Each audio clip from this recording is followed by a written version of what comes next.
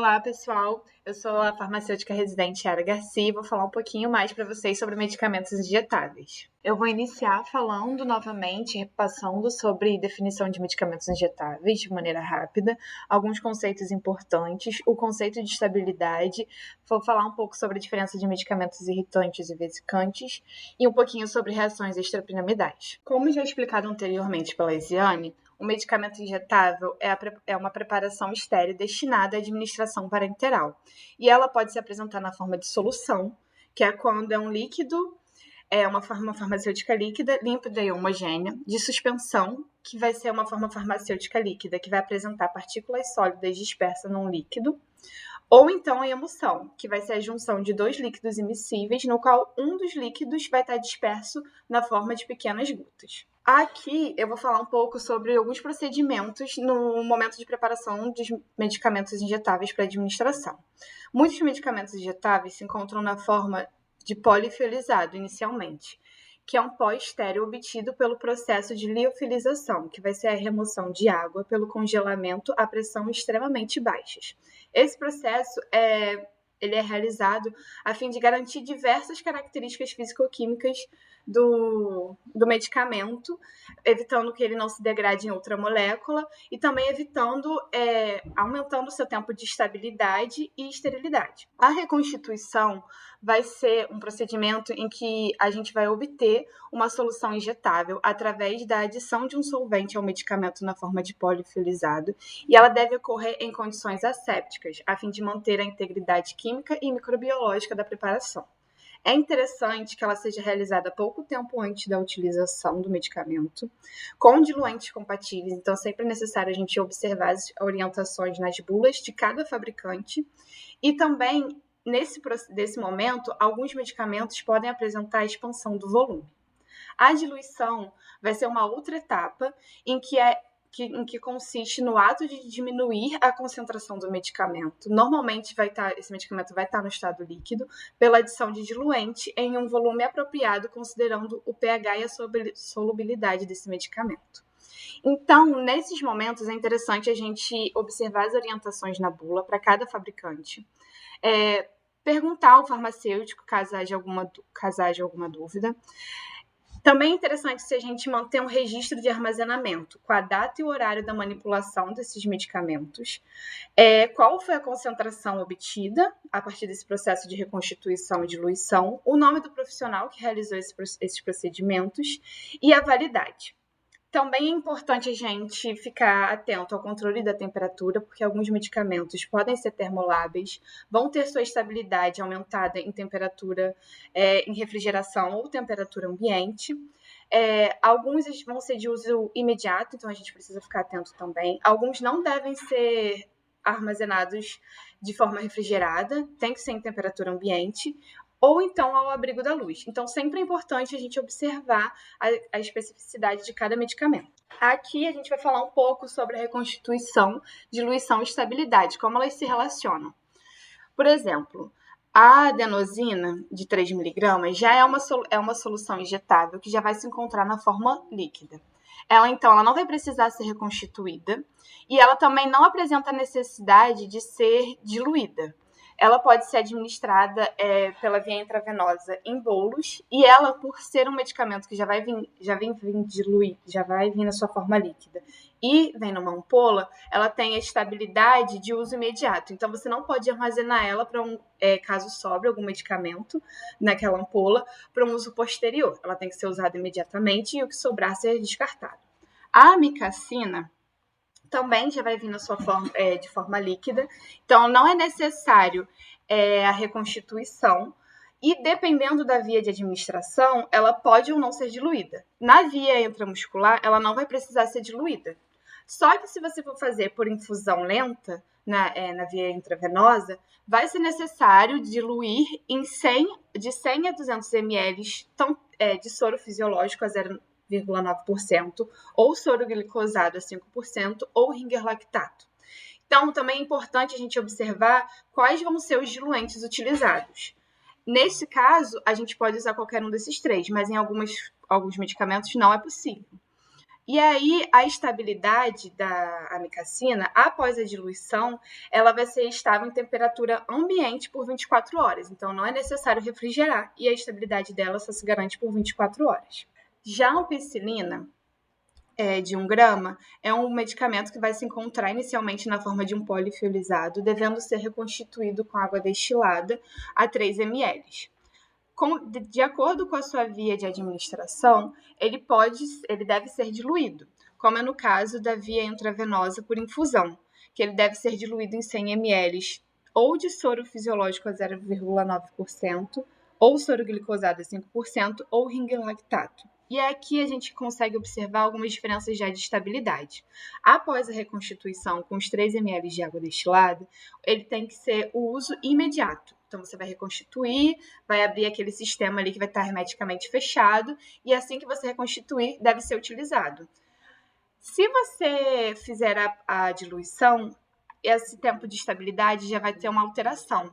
Ele vai aumentar para 8 horas em temperatura ambiente, ou então, caso você dilua ele com soro fisiológico a 0,9% ou ring lactato. Só que se o diluente utilizado for o soro glicosado a 5%, essa estabilidade vai diminuir, vai ser por 4 horas em temperatura ambiente. Então, também é sempre importante observar, esse medicamento ele apresenta mais de um diluente possível, mas a estabilidade é igual para cada diluente? Então, sempre é interessante a gente fazer essas observações. A azitromicina de 500 mg injetável, ela também é um pó liofilizado, devendo ser reconstituída com 4,8 ml de água para injetáveis. Ela também deve ser diluída, então ela vai apresentar 3 diluentes possíveis, que vai ser o soro fisiológico a 0,9%, o soro glicosado a 5% ou o ring lactato. E a estabilidade dela também vai se alterar em relação à reconstituição e diluição. Após a reconstituição, ela vai ter estabilidade por 24 horas em temperatura ambiente.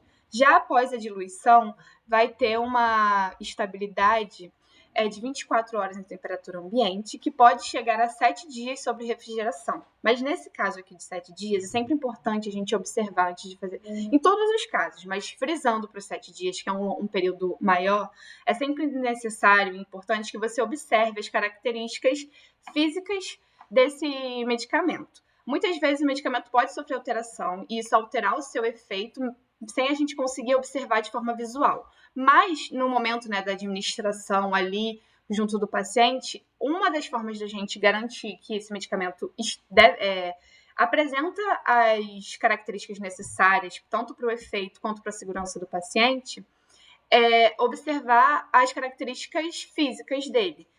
Ele apresentou turvação, mudança de cor, ou tem algumas partículas que não tinham anteriormente aparecendo, pega e dá uma lida na bula ou consulta o farmacêutico. Se não estiver escrito isso na bula, que isso pode acontecer, não deve ser utilizado. Provavelmente ali pode ter havido uma contaminação, uma perda de efeito, não deve ser feita essa administração no paciente. E um outro e último exemplo aqui, a gente vai falar sobre a besilpenicilina benzatina de 1.200.000 UI. Ela também vai ser inicialmente na forma de pó, então deve ser diluída com 3,2 ml do diluente próprio, que vai ser uma água para injeção. E aí esse é um caso em que há uma expansão de volume. Você vai adicionar 3,2 ml de diluente próprio, só que o volume final vai ser de 4 ml, então a gente observa uma expansão de volume. Isso acontece porque há a formação de cristais durante a reconstituição. É até por isso que no momento da administração intramuscular é tão dolorosa. A besilpenicilina benzatina, ela não precisa ser diluída e ela já, mesmo você reconstituindo ela, a estabilidade dela é de uso imediato. Assim que você reconstituiu, usou, o que sobrar tem que ser descartado. E agora eu vou falar sobre os medicamentos irritantes e vesicantes. Os medicamentos podem ser ou irritantes ou vesicantes, ou as duas coisas ao mesmo tempo. Vai depender de cada medicamento, da característica, então sempre é necessário a gente ter uma lista, estar ciente de qual medicamento é irritante e ou vesicante. Os medicamentos irritantes, eles vão provocar dor e inflamação temporária no local de administração. Isso porque vai haver uma lesão direta ao endotélio ou ao tecido em que ele vai ser administrado. Essa lesão vai ser devido a uma reação inflamatória, que é a flebite. E aí ela vai ser caracterizada, né, pelos sinais e sintomas de dor, hiperemia, sensação de calor no local, queimação ou desconforto. É interessante a gente destacar que essa flebite, essas reações inflamatórias dos medicamentos irritantes, elas podem ocorrer mesmo com a administração correta. E também nos momentos nos momentos em que há infiltração, que é, né, o vazamento do medicamento do local do vaso administrado para os tecidos adjacentes. Então, durante a administração desses medicamentos, é sempre importante a gente estar observando se está o surgimento desses sinais e sintomas. Isso não é necessariamente uma aplicação incorreta, é uma característica dos medicamentos, mas a gente pode evitar isso se a gente regular a velocidade de infusão, se a gente regular a velocidade da administração. Então, é importante estar atento. Já os medicamentos vesicantes vão ser os medicamentos que vão causar necrose tissular quando extravasados. E o extravasamento é a infusão do medicamento vesicante para fora do vaso sanguíneo. Então, ele vai, né, vazar, ele vai extravasar do vaso sanguíneo para os tecidos adjacentes. E aí, com esse extravasamento, pode haver a formação de vesículas, intensa reação inflamatória e chegando até a destruição tecidual e necrose dos tecidos adjacentes. E muitas vezes os tecidos afetados são ossos, tendões e ligamentos. Os principais locais em que são mais predispostos a acontecer esse extravasamento é na face dorsal das mãos e dos pés, no bordo radial e cubital dos antebraços, nas fossas antecubitais e próximos às articulações. Então, sempre que for ser feita a administração, é sempre preferível evitar esses locais durante a administração de medicamentos vesicantes. Então, sempre ficar atento a isso. E esses medicamentos, né, vão apresentar essas características irritantes e vesicantes, principalmente devido ao pH. Então, soluções ácidas ou alcalinas, que vão ter ali um pH abaixo de 5,5 ou acima de 8,5, podem apresentar essas características, e também substâncias que apresentam uma alta osmolaridade. Aqui a gente tem alguns exemplos de medicamentos irritantes e aqui de vesicantes. É legal a gente observar, a gente sabe, né, a gente já está mais acostumado a saber que quimioterápicos são vesicantes, mas também antimicrobianos podem ser, diversos outros medicamentos podem ser. E aqui tem um exemplo, por exemplo, a vancomicina, ela é tanto irritante quanto vesicante. Então, um medicamento pode ser mais de uma coisa, irritante e ou vesicante. E aí, como a gente pode evitar que essas situações aconteçam?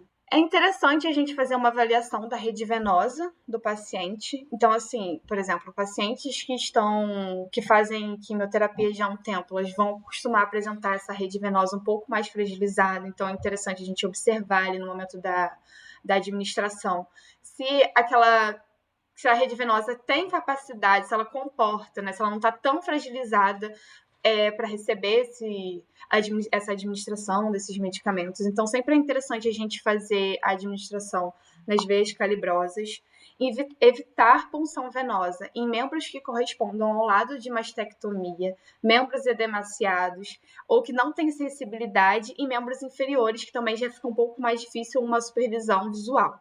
Que o profissional esteja ciente de que o medicamento é vesicante e ou irritante, observar as orientações e políticas da instituição em relação à administração desses medicamentos, procurar saber como que é feito isso na sua unidade, se tem um protocolo, qual é o fluxo. Não usar catéter agulhado para punção venosa em medicamentos vesicantes. Também é importante que a gente bote o paciente para participar, né, dessa vigilância. Então, orientar o paciente sobre o seu tratamento e incentivá-lo a observar os possíveis sinais e sintomas característicos, que eu já disse anteriormente, dos medicamentos, né, das reações de flebite ou de extravasamento. Incentivar ele a perguntar se ele tem dúvida, e também incentivar que ele relate à equipe qualquer desconforto ou sinal que ele observar. E aí, também também é interessante intercalar a infusão com lavagem, né, o flushing, para manutenção da permeabilidade do catéter e prevenção de incompatibilidades. Só que isso também tem que ser de acordo com como é realizado, como é o fluxo preconizado na unidade. Porque alguns pacientes vão apresentar restrição hídrica, então isso tudo tem que ser de forma individualizada para cada paciente. Aqui são algumas sugestões, mas você tem que adaptar à realidade de cada paciente. E aí é interessante a gente observar alguns fatores de risco, como a localização do catéter, a duração da infusão, doenças vasculares periféricas, extremos de idade, então idosos e crianças são fatores de risco. Se o paciente tem estado mental alterado, porque ele pode acabar não observando esses sinais e sintomas e não relatando para a equipe. E também a técnica incorreta pode acabar levando a essas situações. E aí agora a gente vai falar um pouco sobre as reações extrapiramidais. Então, as reações extrapiramidais, elas estão relacionadas ao neurotransmissor dopamina. O principal neurotransmissor do sistema extrapiramidal é a dopamina. Então, alguns medicamentos que possam antagonizar com a dopamina são alertas para o aparecimento dessas reações. A reação extrapiramidal ela vai se caracterizar pela acatesia, que vai ser uma inquietude motora, tremor, espasmo, rigidez muscular, uma ansiedade do paciente, incapacidade de relaxar e dificuldade de permanecer imóvel.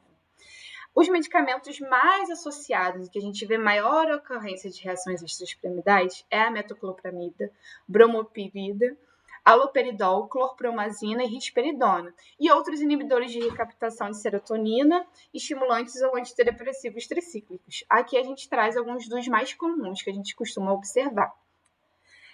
As situações de riscos e contraindicação para as reações extrapiramidais, né, para a administração desses medicamentos que pode levar à reação extrapiramidal, vão ser pacientes idosos e crianças, pacientes em tratamentos psiquiátricos com algum desses medicamentos, pacientes que tenham doença de Parkinson ou epilepsia, porque eles vão fazer uso de medicamentos já aqui, vão atuar nesses receptores de dopamina, mulheres que estão amamentando ou pacientes que fazem uso de levodopa ou agonistas dopaminérgicos.